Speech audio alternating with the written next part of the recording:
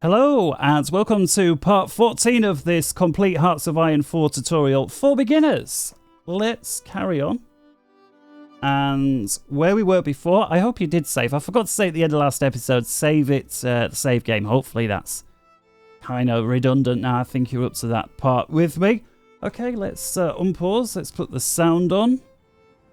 And we'll carry on. If you recall last time, the very last thing we did was get some of these generals to stop training so that they wouldn't continue, I was going to say wasting, but losing equipment through attrition and so forth. Because again, we're getting close to the beginning of war. And if we lose less equipment through training, that means there's going to be more at home in the stockpile. That means we'll be able to recruit more divisions and more quickly. So you can see we've currently got just north of 1 million people that are eligible to be recruited under our current laws. And so it makes sense to do just that right now. So before we unpause, and we'll see if we can get through much more of the calendar in this episode. I realised there was quite a few things to address last time. One of the questions that Bill asked me was that is it worthwhile making use of different infantry divisions for different tasks? So what he basically was saying was, here we've got our infantry division here, and you'll notice we've got a few newer divisions lower down ever since Austria's become, ever since we've combined with Austria. So if you see at the top there, this is the infantry division and the division that we've been working with for the whole time, so the default one. But if we scroll down here, now that Austria is a part of us, if we take, for example, a look at Infantry Template 3 and we hit Edit, you can see here this is a much smaller division. We've got fewer battalions. Remember, each one of these little squares is a battalion, which in this case equates 1,000 men or 1,000 manpower. If you see at the very bottom of that tooltip there. So 1,000, 2, 3, 4, 5, 6,000 men plus an engineer company. Again, these are digging your holes and helping with logistical challenges such as getting across rivers and stuff like this, okay? So we combine all of those, and again, Austria called this an Infantry Template 3. Of course, you can name it whatever you like. Here you see the icon. Fact is, this is a much cheaper division than our own because we've got fewer people and fewer equipment. That's it. So it's cheaper. So if we take a look at the stats here, and again, we will focus on this more once we see the action kick off, but take a look here. What I really want you to look at is the soft attack, 39, and the defense. Look at those. So we've got 39 and 162, okay? That's for the weaker one. Now let's look at the stronger one. Instead of whatever 32 was it, we've got 74. So basically this division here is twice as good at attacking. When it comes to defense, we've got 238 versus just 162.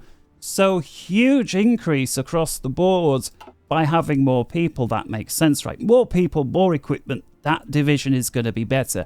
However, this one here is much cheaper. Now you may say, is there an easy way for me to see how much cheaper? And the answer is yes. If you take a look down here on the lower right hand side, and this is in response to another question that I had from Jetson, who says, when you're producing things in your production chain, what does this spanner in the cog mean? And this here is your industrial capacity, okay, or IC for short. And all that this means is, to produce this specific infantry template, okay, we clearly need manpower. And in this case, that's up here. 6,300 men, okay? If I was to modify this and say, okay, have another infantry battalion, infantry, take a look at the manpower on the right-hand side. Goes from 6,300 to 7,300. Remember, each one of these battalions is 1,000 men, okay? Now take a look, goes from 7,300 to 8,300. So you see the pattern emerging. You don't copy this bit, by the way, just see what I'm doing. What I also want you to note down here is this production cost, the industrial capacity. minus manpower. This is for all the stuff that they need, the entire division.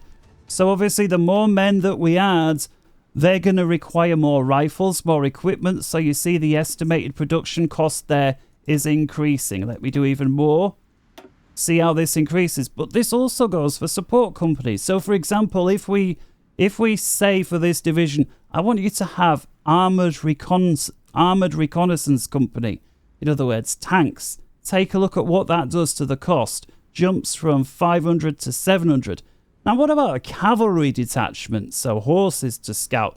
Now, that increases from 500 up to the low 600s. Clearly, to have loads of tanks running around doing scouts for you is more of an expensive thing to produce than to rear up a few horses and have people running around on horseback. And that's why a very quick way to see how expensive in terms of industrial capacity does your division cost. And remember, the cheaper something is in terms of industrial capacity, the more of them you will be able to produce, simply because, you know, they're cheaper, right? If you go to a shop with a set amount of money, you can buy more of the cheap stuff than you can of the expensive stuff. That isn't always to say cheapest is best, as we know there's a quality issue to be had.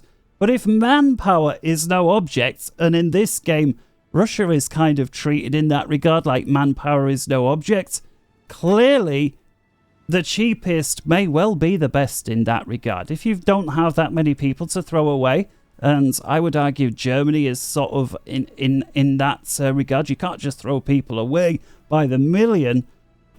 It's more important that you give them better equipment so they're better able to fight. And again, the quick way is, what's this figure here? Okay, so we've been over that.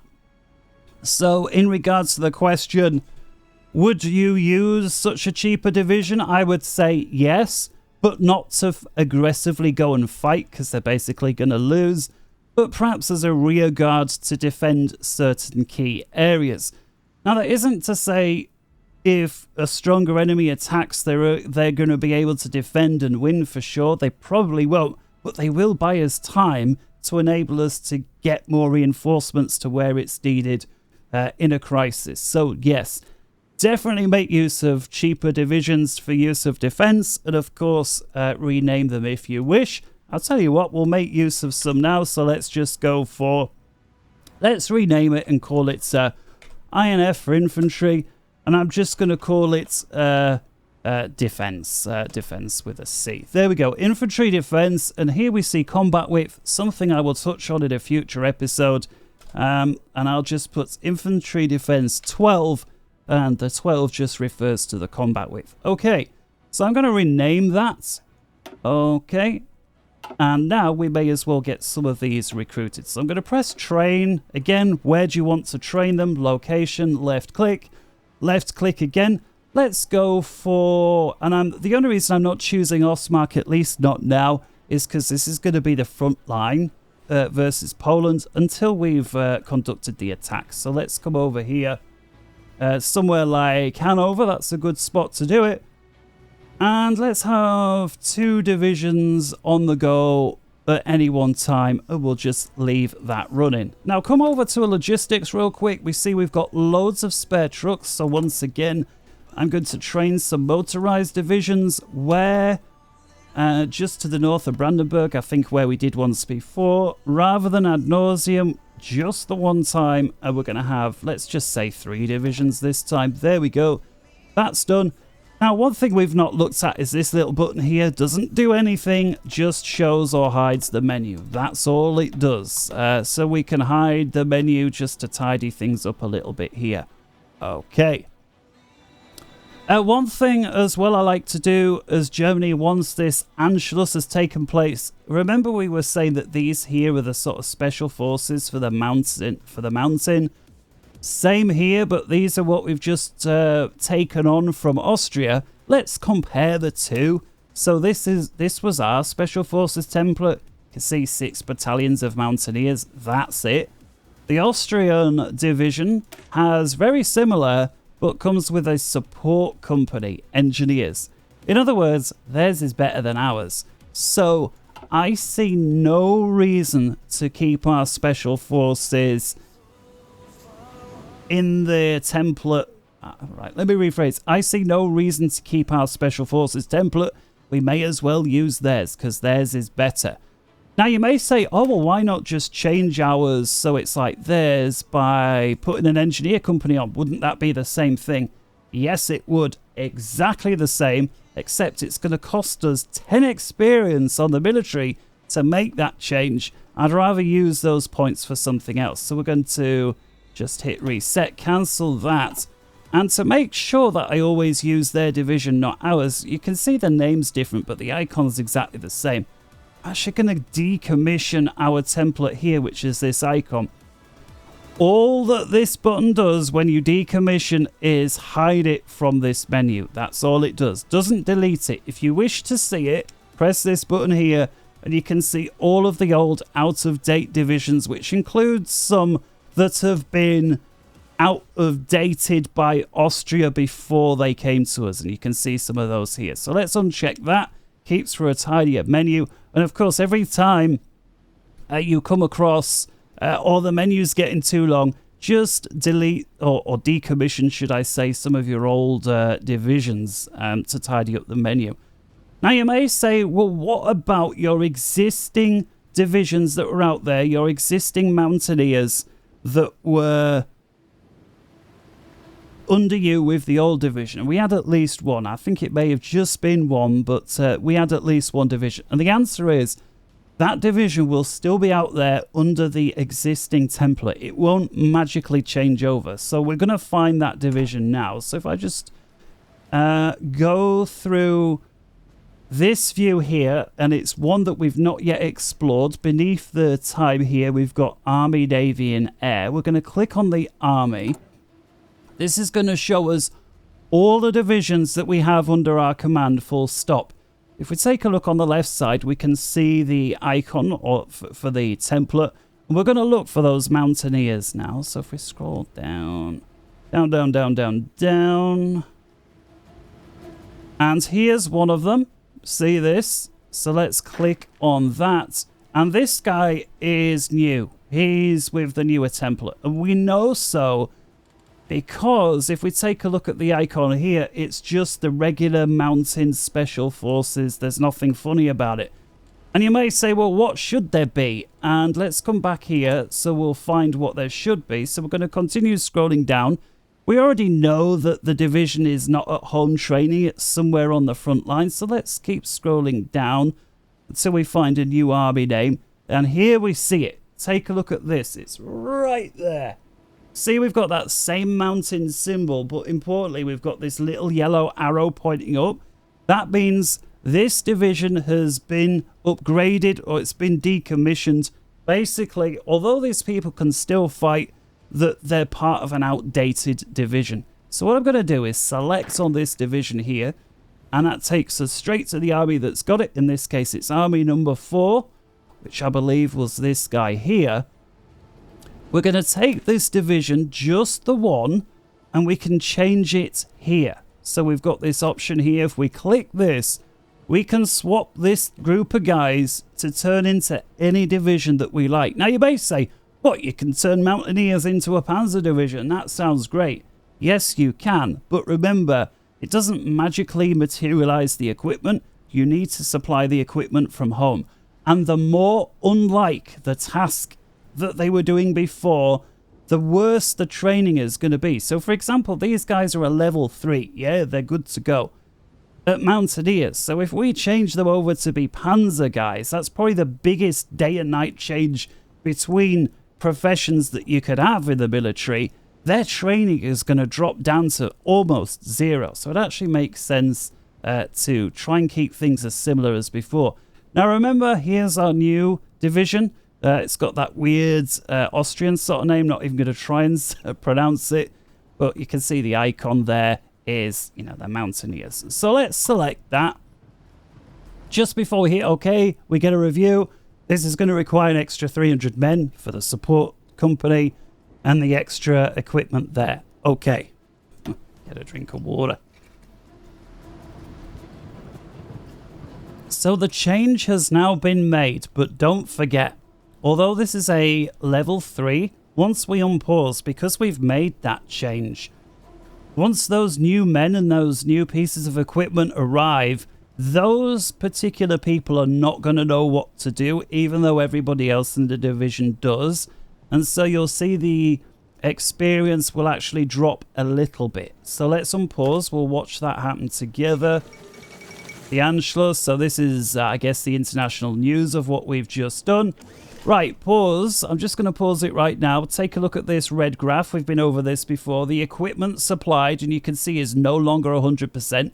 We're down to just 74. And again, that's because we've made changes and the division is waiting for the new equipment to arrive. You can see 10 pieces of infantry equipment, 30 pieces of support. Okay, let's unpause. And as soon as those pieces of equipment do arrive, expect the skill level to drop, because people are basically saying, here's all the stuff, what on earth are we supposed to do with this? And there we see, pause, that's what's happened there. The equipment has arrived, it's back to 100%. The skill level is no longer 100%. Now, because the skill level is so close to a level 3, you could just think, whatever, close enough. And ordinarily I would, but just to show you that another way to deal with that, again, is to select the general. It's this guy. Going to select that division. I'm going to right click now. Again, not all of them. If you just select the general, it selects all of the divisions. I'm going to home in just on this division, and I'm going to right click now onto the general that's at home. This guy here is still in black and white, to train this division, and it's going to train really quickly because it's almost as a 3-star as a gold. It's almost at a silver star or a level 3. As soon as it's there, we'll send the division back. So let's right click on that general. Okay, let's unpause. Hit escape. We've got 150 political power, so take your game to that point. And again, doesn't matter exactly where your date is. Let's click. Say, even if you're in early February at this point, which would be a whole month ahead of time, don't worry about it. It'll be okay. You know, if you're in 1939 already at this moment in time, oh dear. Right. What changes do we want to do? So I'm going to try and get all my remaining advisors in. So we've got 2 more advisors down here. We've got a ship designer slot. And as soon as those 3 jobs are done, everything here will be full. If I just hide myself briefly, you can see every other slot there will be full. Once that's done, I will look at changing some of the laws. Now, if you're playing on regular difficulty, you will not be gaining as much political power. It may be that you have to start changing your laws, and probably will be, before you fulfill all of these slots. But because we're playing on an easier difficulty mode, you know, it's easier for us, right? So let's have a look. Military High Command. Definitely want to hire Rommel for the reasons we've been over before. As you see, that requires 200 power. We've only got 150. But I also wanted to hire this guy here, the infantry expert. One other thing that we wanted to do, now because again we don't actively have a war or any fighting that has infantry. Yes, we've got that thing going in Spain, but those are Panzers. There will be no immediate benefit from hiring this guy. However, if we take a look on the ship designer section, we've got the option between the Atlantic and this raiding fleet designer. Again, late game, if you're looking at building aircraft carriers and battleships to go over towards America, this would be one to think about switching over to. Early stages of the game, I see no reason not to use this slot. Now, this benefit, I'm just having a look on that. The immediate gain we're going to get from that is naval research speed plus 15. All the other benefits will come to us once action or war kicks off. So let's select that one. The next one we'll go for will probably be Rommel. Then we'll go for the infantry guy, and then we'll take a look at changing the laws. Okay, let's deselect that. Take a look here at command power. We've currently got 78 command power there with the phone. So we may as well think about addressing some of these glowing blue crosses to assign new traits. So let's take a look at the Field Marshal. We'll click on that. We've got a bunch of traits here. We've been over charismatic and organization first, what those two things do. We've also got one that we've not seen before. Aggressive assaulter, breakthrough plus 10%, and also increases the chance of executing assault and shock tactics.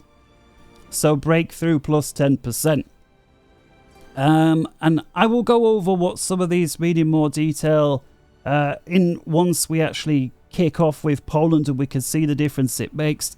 But again, breakthrough is a good thing. The more of it you have, we see there plus green is good, plus 10%. It's good, good, good. The only bad thing, we lose 15 command power. But you're going to every time you make a decision. I will say, over the entire course of the game, there is only so much command power you can have in total.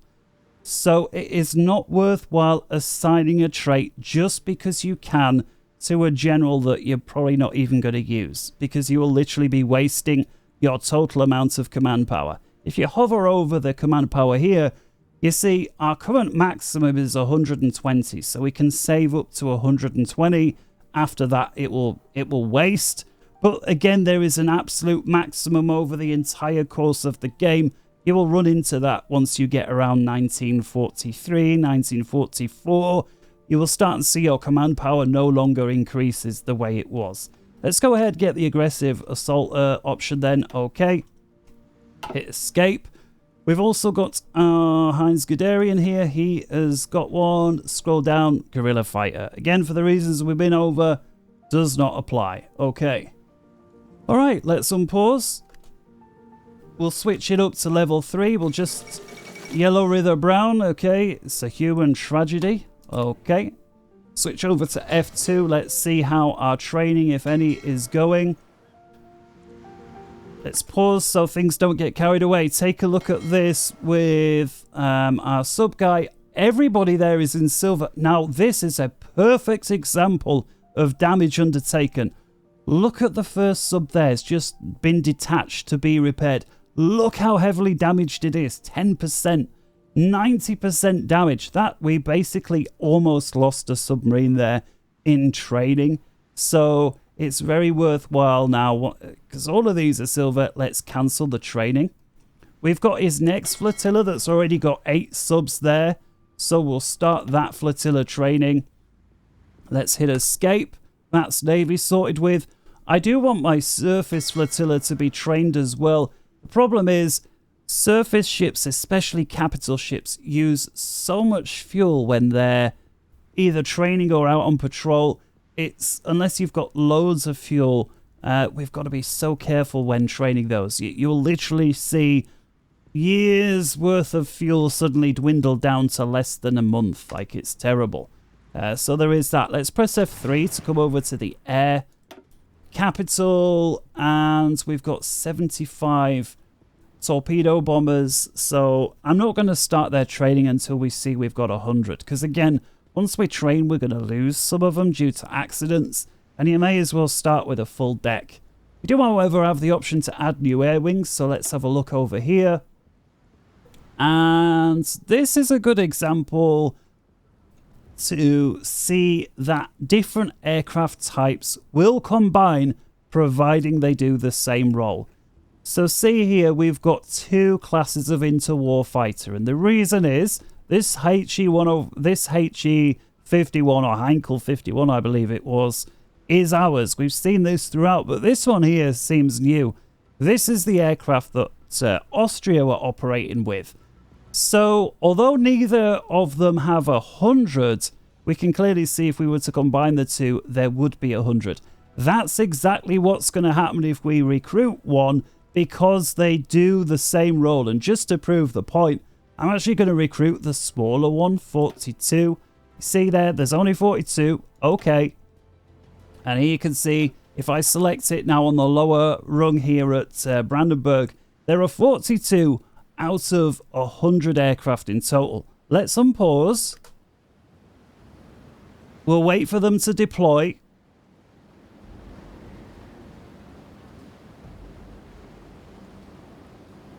And pause. Okay, so now we see 42 out of 100. But hang on a minute. You said it would automatically fill up from the others. It will. So let's unpause. Let's speed up time a little bit more. Pause. There we go. We've got the full 100, and it's combined the two.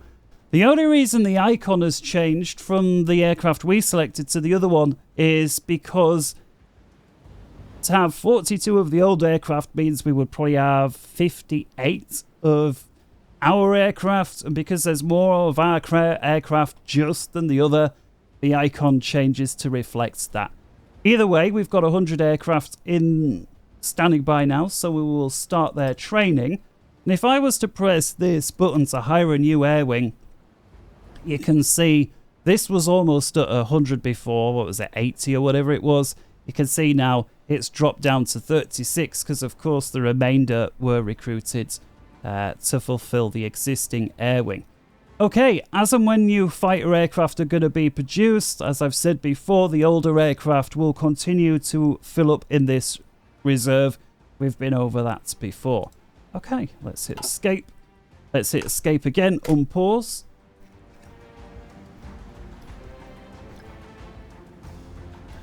Things progressing, and I did want to get through a few more dates in this episode, so let's go ahead. Oh, I was going to say redline it. Let's pause. So we've got new infantry equipment. Okay. Let's press details, actually. Let's press details. So here we go. Improved infantry equipment, which was this one here. Now, remember what I said before, but it's worth a quick recap. Not only do we get the following bonuses, what now happens is our factories, that are at home producing the... There goes the notepad. Our factory that was producing these pieces of equipment, and if I come over here, we are talking infantry equipment, support equipment. So we're talking these two factories here, I guess technically the support equipment, but we're looking at both of these two rungs. Because this has now been researched, the factories are now producing the newer infantry equipment. So again, newer stuff getting produced at home. All the other divisions will still have the older stuff because this is literally just done. But gradually, the equipment will be swapped over. I'll show you how you can see who's got what pieces of equipment in a minute.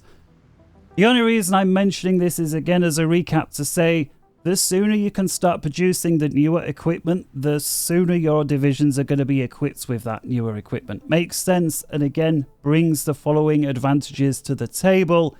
Leg infantry, they call it soft attack plus 5%. That's good. Think of it as, like we say here, better binoculars, compass is more accurate, torch that, I don't know, lights up the map better. More effective maps that you can write on and wipe off. Poncho liners to keep, you name it, think of the advantage. So let's have a look what else we can start researching then. Again, these things are all way ahead of time, still almost a year. Radar there, almost a year. Aircrafts, almost 2 years. Ships, almost 2. Artillery, almost a year. And again, been over this before. Because we're playing this on easy, a lot of these things are going to come more quickly, so we're going to have to look at doing something that's less than efficient. I'm going to elect to go for the MP38. Now, this is a very interesting dynamic about this game, which we will explore more fully once the action in Poland kicks off. But basically, the way that the game treats having a more advanced rifle versus, and again, if I hold shift, I can actually open 2 of these at the same time. So we've got the older rifle there on the left, the newer rifle on the right. You may say, oh, well, that rifle there looks much better. We've got what looks like a bit of a Panzer Faust with it and all. That looks like fun. Okay, but why is it better in the game? So first off, it's going to cost 3 pieces of steel to produce instead of 2. Well, that's not necessarily a good thing. Costs more resources, but take a look at defense. The old rifle is a 22. The new rifle is a 28. Now, bear in mind, guys, we don't recruit rifles. We recruit divisions. Those divisions have men, one thing, and equipment another thing. They combine the both together in training, and the end result is what you get. But you can see now, once we start producing the new equipment and the division is fulfilled with that newer equipment, it's going to be better than the same division, the same number of people that had the older equipment. That stands to reason, right? And that's how this game treats having newer equipment. Now, there were other advantages that I'm sure you can see on that screen there. Piercing, for one, is a 5 versus 4. Production cost, again, this is another negative trait. To produce the older rifle costs 0.5, and again, this is industrial capacity. A newer one costs 0.58. So what does that mean? Well, unfortunately, the tooltip has rounded it off there. When things round things off for display purposes, it still counts. So it says here that one factory will produce 4.5 per day. And it says the same there, 4.5 per day. But if you had 10 factories producing this rifle, 10 factories producing the newer rifle, again, because the older rifle is slightly easier, quicker to produce, you'd see at the end of the day there'd be slightly more of these than those. That's it. Okay, let's research the newer rifle then. And again, once it's researched, we'll be able to start work on that. Okay, let's see what unassigned divisions we've got. We'll select, it's this infantry division here.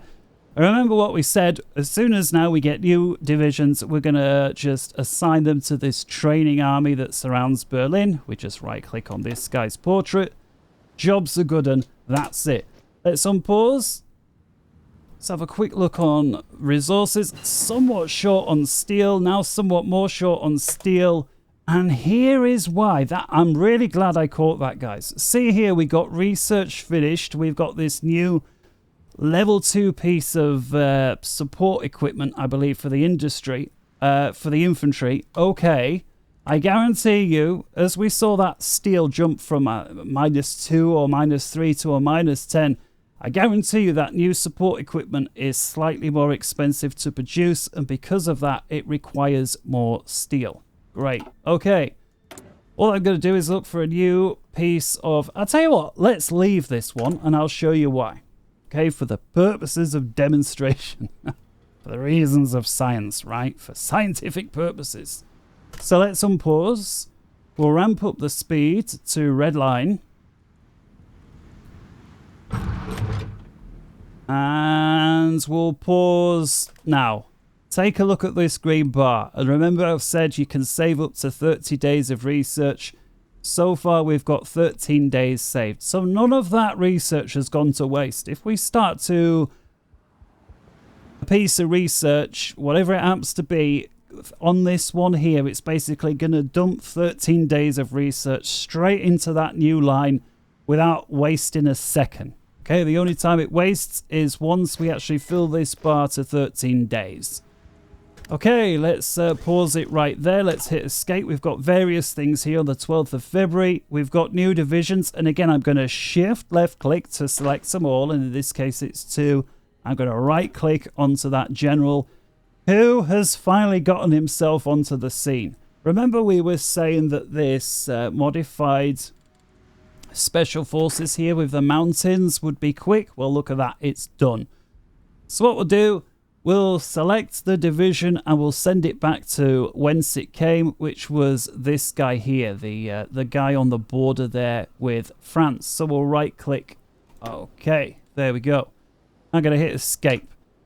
Now, not all of these divisions are, or all of these armies are under a field marshal. You can see from the left this field marshal. It's a little harder to see, but there is this little tab just above. I'm not sure if that's obvious on the stream, but if I just left click on the field marshal, now it makes it very clear to see these 2 generals are under him.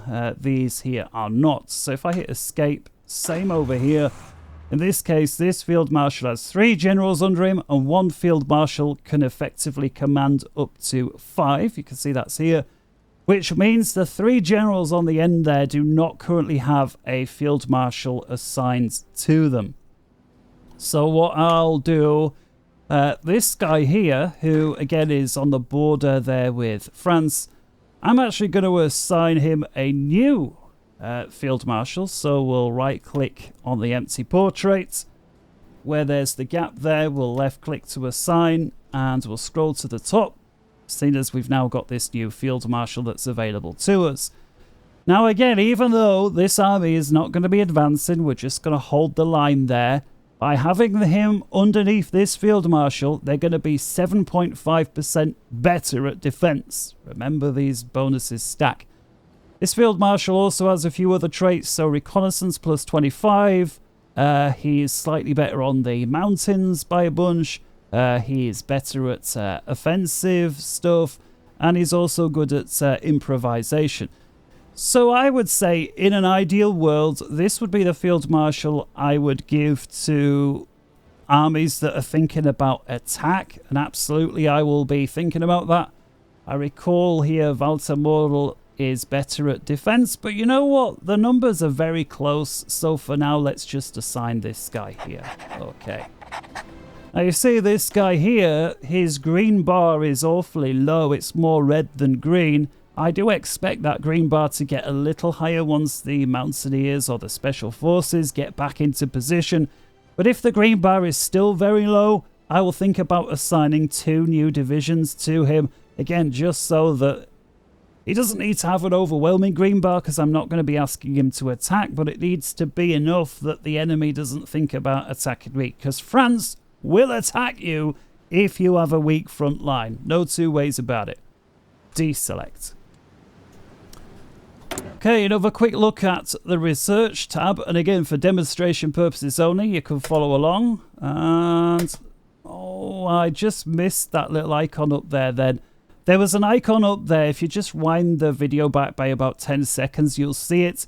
That icon is to say you have a trade deal with a certain country, whoever that happens to be, and on such and such a day, which may have been the 13th of February, although, again, you have to wind it back, they didn't fulfill their obligation to give you the full quota of what was in the deal. Now, again, they don't care about that. You know, if you're asking for 8 pieces of rubber, let's say, and the other country only gives you 1 piece of rubber, if you're still giving them the full factory, they don't care necessarily, right? Of course, you may decide, look, if you're unreliable with this, I'm going to cancel the trade deal with you. I'll give it to somebody else. If, however, you don't really have a choice as to who you give it to because all the others are sort of potential enemies, you may have to turn a blind eye to every once in a while they don't give you the full amount. And again, the reasons why they don't give you a full amount, it's not actually a conscious decision by the AI to say, oh, we're not going to give him everything. There will be another reason. For example, maybe the AI is using it to build something of their own at whatever country that is, and so they get their rubber first. Anything that's left over is potentially available for export. Okay. Let's have a look. Modify officer call. We've been over that. We're trying to save for Rommel. So that's that one there. You can see we do have a cheaper option available. This guy here for just 50 political power.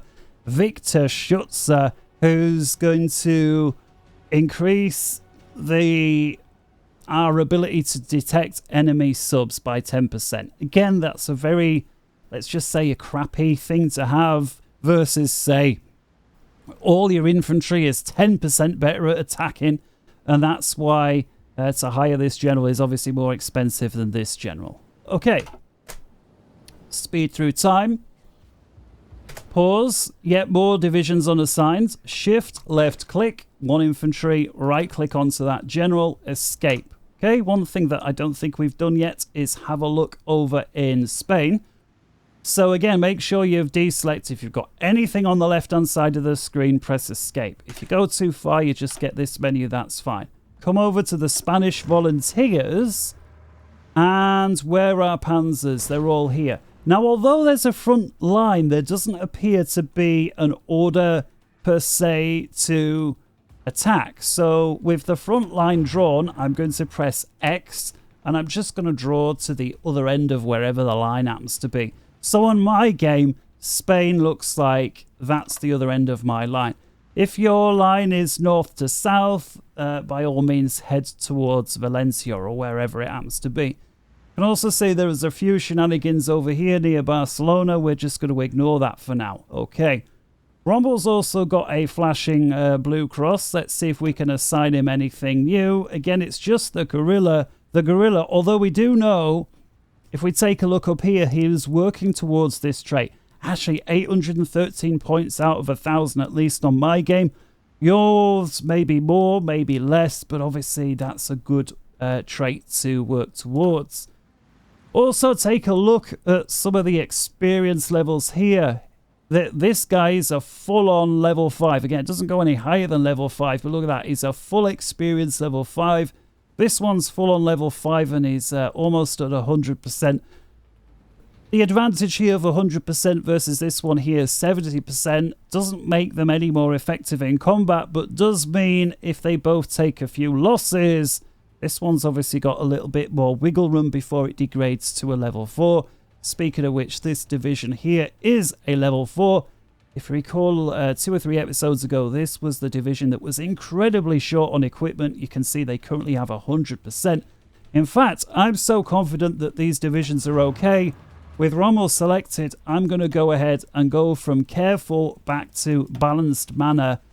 And because we've given him a new order, in this case to attack towards the south, I'm going to tell him activate. There we go, so that whole thing is ongoing. And again, you'll know whether they're stopped because it'll look like that, or whether they're attacking because the icon will look like that, or at least an animation on the arrow. Okay, so I'm very happy with how things are going there. Now, somebody wrote in, I'm going to have to pick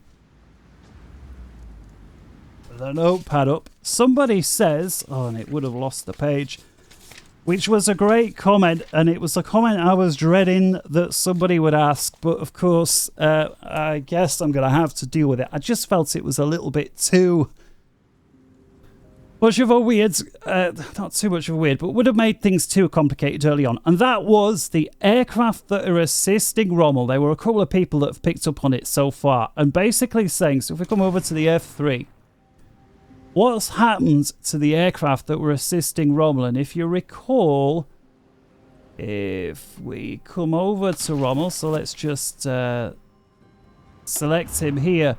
The aircraft that we assigned were these ones here in southern Germany. And the answer is, for whatever reason, and I believe this is a bug with Hearts of Iron, the aircraft have not gone over to the Spanish Civil War to assist him, even though, as you can see, if you look on Rommel's icon there, the aircraft absolutely should be assisting him, both for air superiority as well as close air support. 100, one wing for both roles. If you've got your DLC, this absolutely works, which is why I think this is a bug only for the Spanish Civil War. So I'm actually going to contact Paradox, or attempt to. I've got as much luck as speaking to them as you have, and I'm going to see if this is a bug or not. However, because what this means is the aircraft have not been assisting Rommel, again, not because we did anything wrong, but because I think this is a slight bug, what I'm going to do is assign one of those bomber wings. Now, the reason I didn't assign the bomber wing as soon as I noticed, oh, this bug is still a thing, is because sending bombers in without fighter escort is a sure way to get them shot down. However, because we've been fighting in the Civil War for quite some time, things are progressing, I think we can actually set the bombers assisting and for a low aggression. So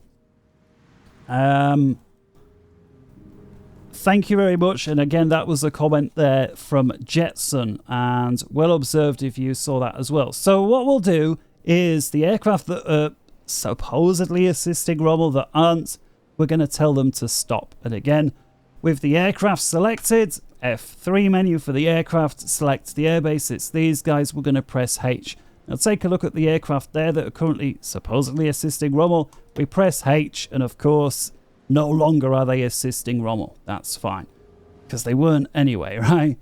Let's also tell the aircraft here to stop so that they're not in any way using fuel, even though they're not doing anything. We're going to hit escape to deselect those. We're now going to look for a squadron of bombers such as these, and we'll get these guys assisting. So I'm going to select both of these, the top two, and I'm going to fly them to the nearest German airbase towards what's going on here in Spain. Why we can't use the Spanish airfields, again, I believe this has something to do with that bug. So I'm going to fly these down to this airfield here, is the closest airfield. Now, one other thing that we've not looked at least when it comes to aircraft, is how aggressive they are. And the default is no retreat. And I find this a ridiculous setting. I don't know why it exists. This is Germany spring 1945, when they were sending like 4 or 5 fighters up at a time versus literally thousands of enemy bombers escorted with hundreds of enemy fighters. Like, that is your no retreat option. It is not really a way to fight a war. So if we select this to normal operations, take a look at this. They will still fly if only 25% of strength, which I don't find that normal. That's ridiculous. Now, if we set this to low intensity, they require at least 50%. Now, I think if you're only half strength, I would already consider having a break. I wouldn't consider that as, oh, well, that's low intensity, let's go. In any case, set it to low intensity. So if we lose more than 50% of the bombers, at least they won't continue just attacking for nothing. The next option along is missions are executed day and night. If we select that, it's day only. If we select it again, it's night only. Once more, it cycles round. Clearly, the advantages of only attacking at night are it makes it much harder for the enemy to locate the bombers and shoot them down. Now, later in the war, as radar and stuff gets better, the advantage of only attacking at night gradually becomes negated. But in 1936, 37, 38, 39, even 1940, to only attack at night when you're talking bombers is a huge plus. So let's go ahead and enable that. Last but not least is the option as to how do we wish to attack? Well, we've got two main options, right? The first one is close air support. In other words, if we set the bombers on close air support, they're going to help Rommel in attacking other tanks. Now, I think that's going to be very difficult to do at night, although not impossible. The other real option here that I like is strategic bombing. In other words, it's just going to bomb areas of Spain that are under enemy control. And it doesn't just, oh, it just bombs vaguely. Like, what does that mean? They go for factories, okay? So if you bomb a factory and you destroy the factory, that factory is no longer able to build stuff, whether it's a military factory for tanks, a civilian factory to build/repair other factories. Strategic bombing is going to knock those out, and they're unable to be used until they've been repaired. So this is a really good way of setting an enemy back as it would be in real life. We've also got the option to go after ships or as well as enemy ports, but I think the strategic one here is a good option. Now let's slow time down to level 3. Let's unpause, wait for the aircraft to arrive in southern Germany, and pause. Now you can see here we've got these circles. If I zoom out, we see there's two sort of larger circles. Why are there two circles? Surely here we've selected two bombers or two wings with the same type of bomber. The circle should be the same size, as in the maximum range of that aircraft should be the same. The answer is, you're absolutely right. The reason being, if you take a look at the aircraft type, if we just come over to our research menu real quick, over to the aircraft, some of the wings are equipped with this bomber, the older one. Some of the wings are equipped with this slightly newer bomber. And the range, or either this one here, the DO-90, although we're not actually producing that one, but certainly these two bombers are in question. One of them simply has a greater range than the other. And again, if you really want to get into the specifics, click on it and have a read there on all the stats. Click on the other one and compare them. Obviously, generally speaking, newer is better. So back to the F3 menu, back to southern Germany, because that's where these bombers are. Select the two in question, and as you see, we are unable to reach the entirety of Spain, okay? So we are restricted or limited to bombing the northeastern section of Spain. If we briefly tap over to the F1, you see that's actually going to cover this small area here, including Barcelona. While I don't expect this conflict to last much longer, and maybe on your game it's already finished, maybe this entire area is still under the Republican Spanish control. So I would just say, if you can make use of the bombers, go ahead. So let's do that. So we'll select the 2 bombers on the aircraft menu. We will right click onto the general area. There we go. Make sure we've set it to strategic bombing. Again, low intensity and only at night. Unpause. And now these guys, as you can see, have their orders and they will begin carrying them out. Do expect once in a while, of course, to see aircraft shot down. Also expect them to be replaced and also expect to see the experience slowly gain. Obviously, that's only going to happen if there is an enemy in this area to go after. All right. Before we wrap up the episode then, research. As you can see, we've got a full bar here now. Did this deliberately all the way up to 30 days. And as you can see, as we go 26 to 27, there is nothing now to be gained. We are literally wasting research at this point. So make sure you spend it on something. And again, the most suitable thing to be had. Support company, this one is less than a year away. The engineering company level 2 under the support company tab. You see this is 1939 technology. Always begins January the 1st. And you can see we're, somewhere in 38. So again, best part of a year early. It's going to take us 210 days to complete. So we will actually get it early. And you can see again there, the benefits we're going to gain. Probably the most helpful to us at this time is the engineer company is going to be 50% better able to entrench the infantry. Just think of it as the shovel's a little bit bigger. Well, there's a bit more to it. Also slightly better at attacking a fort. Okay. Also enables a few new things down there. The light flame tank company, medium and heavy. We'll take a look at flame tanks in a future episode. Let's get it on the way. And unpause.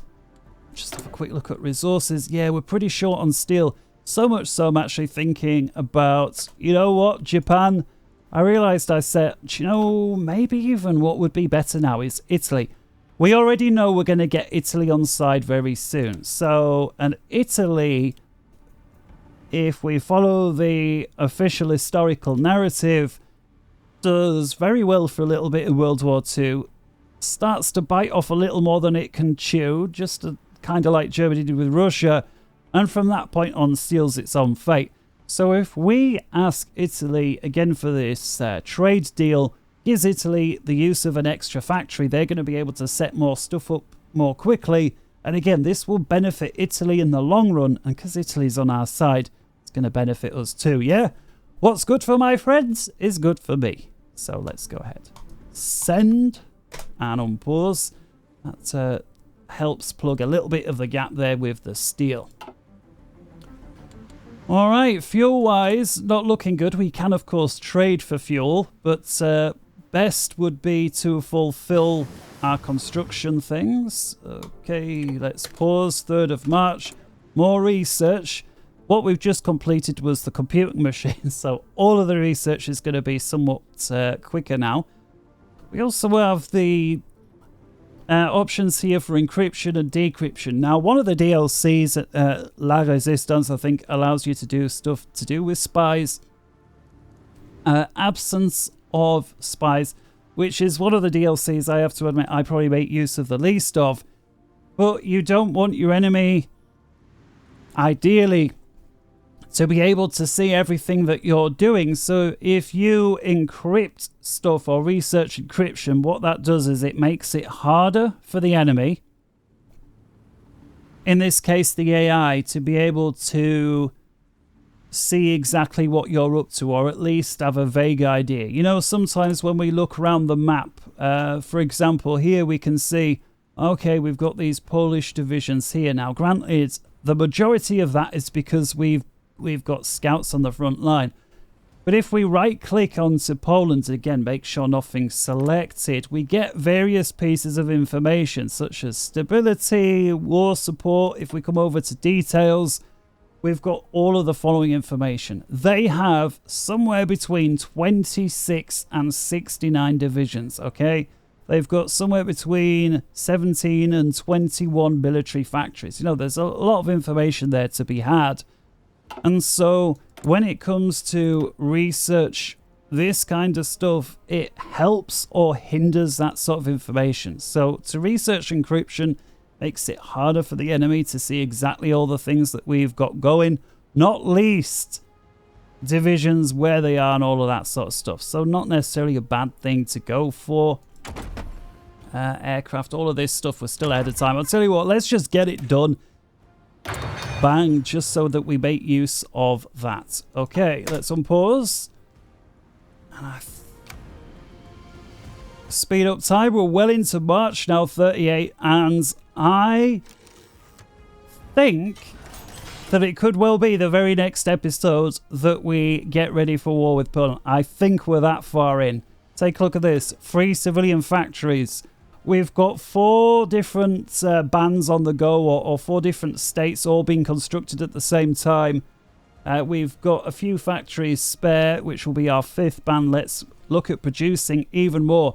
One good question I got from Bill was, at what point do you switch from producing civilian factories over to military? This is where I'm sure you'll hear 10 different players give 10 different opinions.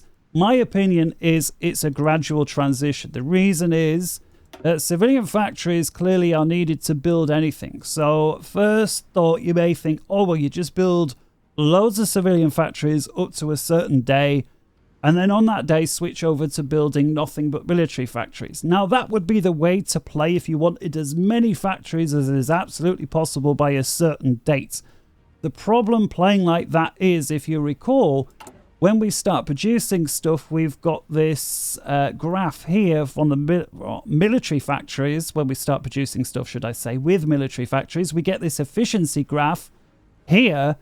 So just because we ended up with the most amount of factories on a given day, if all of those factories start producing deep in the red, as opposed to factories like this that have been producing stuff for a while, maybe it's best to not have the absolute maximum amount of factories possible, but have factories that are producing far more efficiently. And I think the answer, or the sweet spot, if you like, is somewhere between building lots of military factories early versus waiting until the last possible minute. I think the sweet spot's in the middle. And that's why, so far in this tutorial, you've seen us, we build mostly civilian factories, but then we start sprinkling in a few military, and we're going to continue doing just that. So let's go ahead, queue up some more civilian factories. Hessen. Now, I've just done an unrelated episode that shows the actual difference that infrastructure makes. You can see here, Hessen, 7 factories currently there out of a total of 13. So that means we can build a further 6 factories in Hessen. So I think it makes sense to first off upgrade the infrastructure, and we'll do the same for Westfalen. Look at that, 4 out of 11 factories. So we'll upgrade. And once that's done, we'll then look at upgrading civilian factories. Now, I think to make sure this happens in the most efficient way possible, I'm actually going to put Westfalen up to the 4th layer, and then select civilian factories, hold shift, click on Westfalen, and my hope is that they will have finished upgrading the infrastructure in Westfalen before they start producing all of these factories. Okay, I think that is a good time to... we've got a couple of minutes left before I want to wrap things up, so let's speed up the time to full rate. Pause. The end of the Spanish Civil War.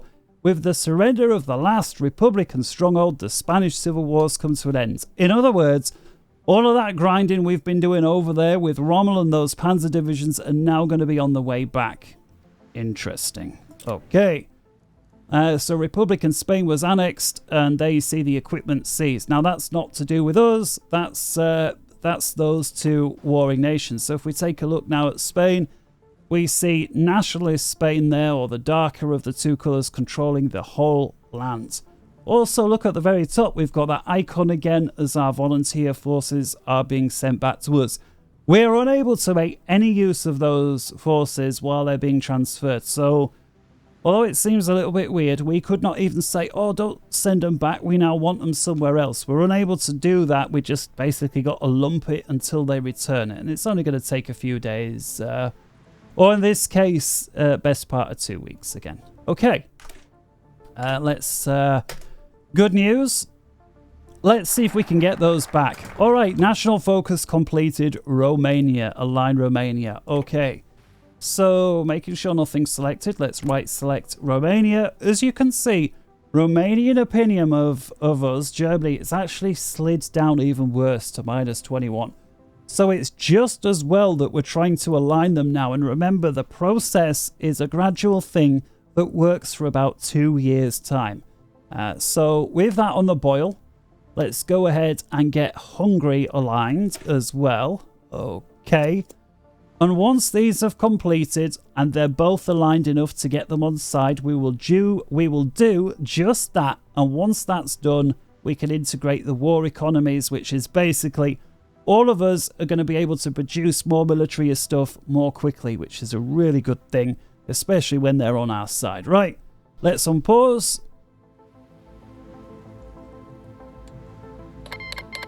Pause, and here we go. Our forces have returned home from the Spanish Civil War. Okay. Take a look on the right. There's Rommel. He has reappeared for reasons that are not entirely clear to me. Although the general Rommel was assigned to a field marshal for the whole Spanish Civil War, when they return, and again, I don't know why, the field marshal element of it unhooks. However, we do not lose the experience gained, so that's a good thing. In any case, Rommel over here, clearly he's going to have his own VIP transport back and takes a little bit longer. I don't know why it takes longer. You'd think if anything he would be there first. Maybe he goes on holiday, who knows. But the good news is his 3 Panzers are back. And again, if you ever want to know where they are, click once, click to select, click twice to be brought to where they are. And if we zoom in, here we see them. The 3 Panzer divisions are right here. Clearly, these 3 Panzer divisions we now want to use once we go into Poland. We know we've already got an army up there with Panzers. If we deselect, that's Heinz Guderian. So I think to have some Panzer divisions elsewhere on the Polish line would be good. Now, we could put some in here. This is, I'll tell you what, let's just do this. Let's get it squared away so I don't forget. There's this weird rule. And again, to do with all the politics and of the time, where Danzig here, although it was under Polish control, they weren't allowed to put their troops within Danzig. Remember, Danzig was historically part of Germany, however, is now part of Poland. This weird rule, they couldn't put troops within there, nor can we. However, because there is that rule, as soon as we do kick off with Poland, we want to get troops into Danzig before they can, so it's under our control. Not least because it's a harbour, and that's a help to us. So let's select Rommel. Let's left select him, and let's put him into an army. Now, if you recall, the armies up here were under a field marshal already, and if ever you're unsure, just select a solitary division. That selects the general, and you can see it's this guy here. And then we think, oh yeah, so that guy is under this field marshal. So if we select this field marshal, yep, this is definitely where we want Rommel to be. So I'm going to deselect everything. I'm going to left click Rommel. I'm going to right click onto the field marshal to assign Rommel over to this field marshal. Because I like to put my Panzer units at the front, for no other reason than it's just easier for me to think, oh, where's the Panzer? With Rommel selected, click, left click and drag, and just move him to the left. And again, this makes no adjustments within the game. It's just for you or for me presentation-wise. And that's because then it's easier for me to think, right, here's my aggressive units. And I would do the same under this field marshal, who's got the front line here with Poland. And again, we can do it right now. We've got Heinz Guderian there. We can move him over to the left.